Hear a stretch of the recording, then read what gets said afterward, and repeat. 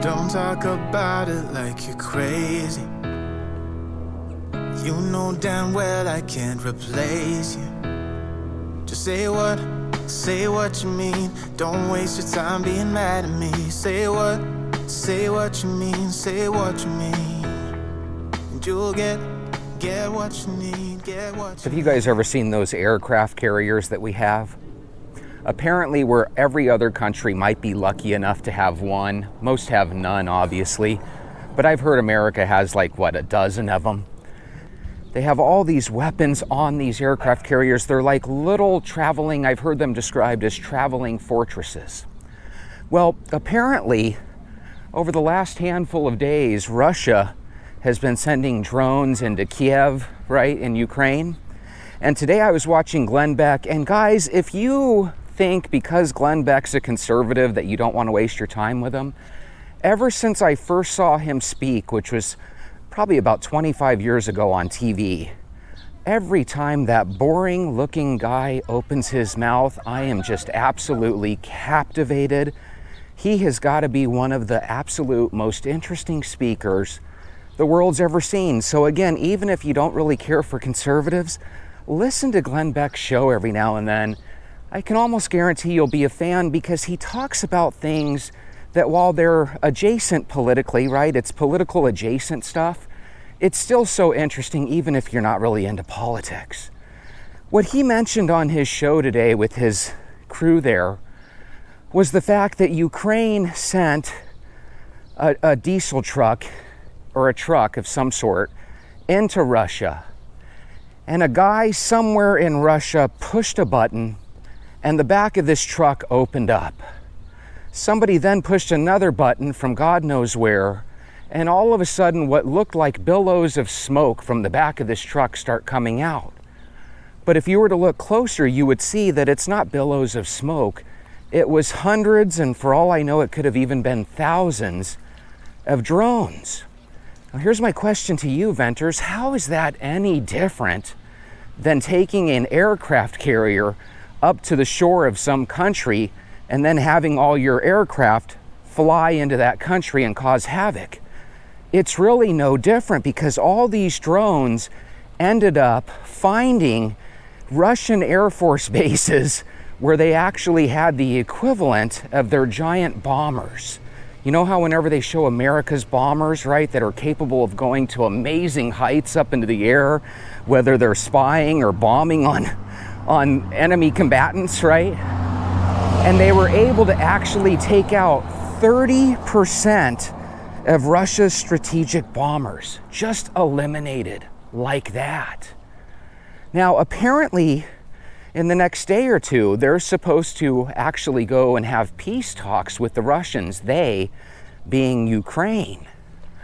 You've been hearing a lot that Ukraine doesn't really have many cards to play with. Well, Glenn Beck brought up the idea that little Ukraine just took out 30% of big bad Russia's strategic bombers. Now, you and I both know, and I'm sure Glenn does too, that that was not Ukraine. That was us. Not only do we have the ability to take an aircraft carrier to the shores of your country, right? But we also have the ability to go inside your country, open up a vehicle remotely, send out hundreds if not thousands of drones remotely, and then take out your strategic bases without losing a single life. Now that's scary, but it's not only scary to Russians, it should be scary to each and every one of us. We have open borders here. And this is not a, hey, let's close the borders, anti-democrat. This is not what I'm saying. What I'm saying is anybody over the last 30, 40, 50 years could have slowly integrated into American society. They could be your or my neighbor for all we know. And their only job was just to be here and wait for their orders. You could also have other people slowly bringing in materials. And you could imagine how after a couple of years, you could have quite a few cells here working together in a way where they don't even know each other, right? Because the last thing you want is for one cell to be discovered and all of a sudden everybody gets discovered. So just imagine, Russia just lost supposedly $7 billion worth of military assets. Whether it's 30% of their arsenal or 5%, it doesn't really matter. It's a big enough amount where they're going to probably be urging Putin to do something to get back at us. And how long are they going to be happy with attacking Ukraine when they know all of those weapons probably came from the US, right? So I'm envisioning a situation in our future where we're going to be looking up at the skies, and all of a sudden you're going to see what looks like a flying dark cloud. And then you're going to slowly but surely realize that each one of those drones that make up that dark cloud could be delivering our death to us. Isn't that crazy? So while I'm really impressed with what they did, and if you look at some of the videos that are out there, you can literally see these drones chasing over these runways where these planes are just sitting ducks. And you remember that aircraft carrier I was describing earlier, the US aircraft carriers? Well, what are they but just giant sitting ducks in the future of war? Each one of those military aircraft carriers are supposedly nuclear run, so they can literally go for years at a time without having to refuel. That's amazing. But now, all they are is just giant targets that I think a handful of drones could probably eliminate. And the future is going to be where somebody can attack you, and they could be in the same city, yet they could be watching the attack on TV miles and miles away, just like you are. That's freaking fascinating. We could be in the middle of a war here in the States, and we're literally just waiting for one of our neighbors to come out and start pushing buttons, and every time they do, one of us perishes. And you can cause all this havoc, and no one will even see it coming or know where it came from. The big question that we have to ask ourselves is, do we envision Russia just accepting this, or are there already plans to hit back? And how long is it going to be until they get tired of attacking the Ukraine and they start attacking the US or the UK?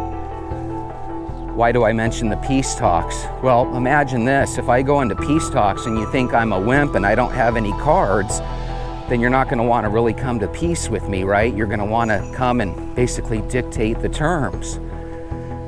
But if I show you that I can hit you multiple times deep inside Russia and there's nothing you can do, well, all of a sudden you've got to take peace talks a little bit more seriously. But again, Russia has a weird situation where they constantly get into pissing contests with everybody, and I don't think they're going to stop. I think they're going to take it up a notch. This vehicle was just there somewhere, dropped off, right? And then somebody remotely opened the vehicle. Somebody remotely released all of these drones. And then check this out, at the end, a man walks up to that vehicle and somebody remote detonated the vehicle. Isn't that crazy? Doesn't that sound straight out of Mission Impossible? Another Tom Cruise movie? Remember I was talking about Minority Report the last couple days? Mission Impossible? That's what that sounds like. And another thing it sounds like, kind of sounds American, doesn't it? I don't think the Ukrainians are doing any of this. I think it's all America, and I think Russia and China and everybody else knows it. And I think it's just a matter of time before Russia pushes a button and something happens here. Do you guys think it'll be a big city like New York City or Los Angeles? Or do you think it could be one of those second-tier cities like Phoenix, or Las Vegas? Is Las Vegas first tier or second tier? I think Phoenix is probably second tier. So you don't know where in your country they come from, and how would you stop it in an area filled with people, right? These drones strategically took out aircraft, but what's to stop these drones from going into a football stadium filled with fans, or a movie theater or mall filled with shoppers and customers, I think any one of those things would be just as bad, probably even worse, than taking out a military plane. And eventually, if these attacks keep happening to Russia, I would imagine Russia's eventually going to do their homework and find out exactly where these things came from. And I just have a bad feeling it came from us. What do you guys think? Ukraine took credit right away, and Glenn Beck and his guests kind of postured that maybe that's their way of having a little psychological warfare with Putin. If you don't seriously come to the table and negotiate a peace deal, if you don't come to the table and negotiate a peace deal, you know, who's to say that they won't repeat this same attack, but next time it could be in a populated center. At Castle Circle 7612 says, I drove past Scott Air Force Base this last week on a highway with many trucks that had containers on them. Just imagine, it's a whole new world, guys. Castle Circle, more than likely you just saw something that just probably was a random piece of nothing that they probably are moving from place to place all the time. But what if you were right? And what if instead of something not important, what if it was, you know, 1 million drones that you saw? Drones that are going to be part of the next attack? That is kind of eerie, isn't it? Big Ball Johnny says, if AI can unalive drones, then AI can unalive mankind. Who controls AI? It's asymmetric warfare. The theater is virtual now, and the front has moved. Yeah, it used to be the front of the battle was the most dangerous, right? And all the generals would be in the back, kind of controlling the pawns on the warfield, or at least that's what I've always been led to believe. But the reality is now, you don't even have to be anywhere near the front, yet through visual aids and cameras and video, you can be right there. They were able to show from each one of those drones right as it went right to the giant aircraft carriers and blew them up. Or aircraft, the giant aircraft, not aircraft carriers. Mike McGurmy, 2669 says, it's common. This is not Ukraine doing this, but the USA and the UK. No one is stupid enough to think this is the Ukraine. What Mike is saying there is that ultimately, everything that happens, you know, we look at Putin and we think, God, he's really a stud. He's a scary guy.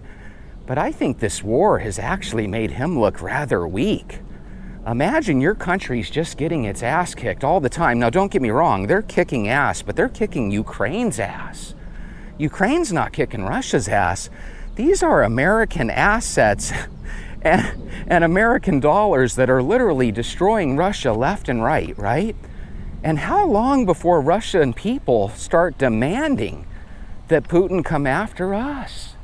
And they're not going to do it like sending over a plane. That was yesterday's war. They're going to fight fire with fire. We're going to find out one day that there's drones flying in buildings, and at first our media is going to make it sound like it was just, you know, your regular Joe Schmo American terrorist, right?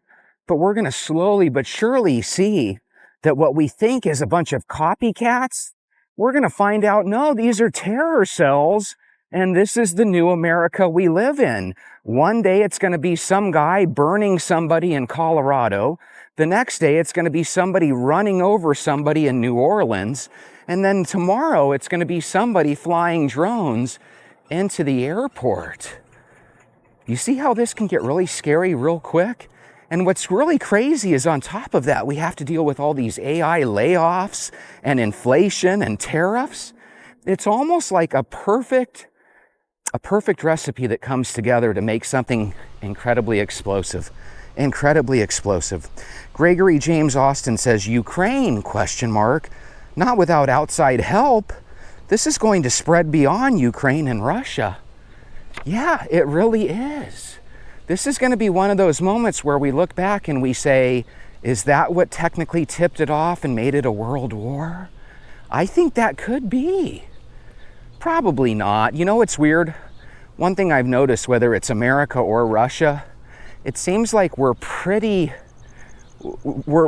pretty reserved. When somebody does something horrible, it's not like one of us immediately jumps on the nuclear bomb, right? It's not like we're ready to push the button. But man, Russia, how many more things are they going to let happen before they start pushing crazy buttons? Catfish 5577 says, don't think for a minute that this couldn't happen here. We're at war again. Bum, bum, bum. Guys, we really are at war. You always wondered, what the hell would being in war feel like? This is what it is. You might not see it directly, but that doesn't mean you won't. What would you do if one day you were sitting at the corner waiting for the light to turn green and all of a sudden you started seeing explosions on the horizon? You'd freak out, right? But you would assume that you would freak out because you never saw that before. Now, fast forward a couple years, we're really into this war, and all of a sudden the bombs going off on the horizon are the least of your worries. Imagine bad stuff happening each and every day. That could really be something else. Scary movies are always my favorite, but you know what's even scarier than that? The thing that's more than likely going to take you and me out, it's not a drone and it's not any military weapon. It's the food we eat. We are probably, at least some of us, walking heart attacks and strokes. I don't want to be that, and neither do you. So walk every day. Every time a person walks, they become a little bit healthier version of themselves, as long as they continue to keep it going. So walk every day, drink water, try to eat healthy and avoid sugar, and let's do it again tomorrow. I'll see you then. Have a good night. Stay away from drones.